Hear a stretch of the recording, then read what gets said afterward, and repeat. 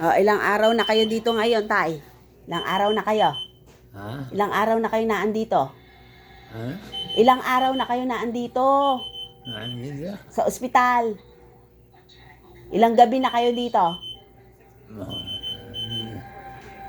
Dalawa. 2 araw. Dalawa.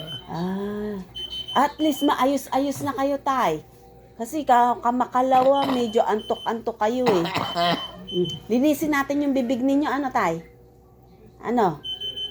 Nakakakain na ba kayo? Pinakain na kayo? Ha? Pinakain na ba kayo? Hindi pa. Oo, kasi mayroon kayong halak eh.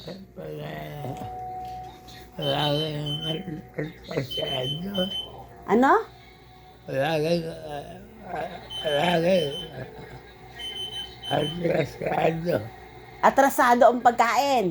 Atrasado. Wala silang pagkain dito atang kwan eh. Pilipinong pagkain.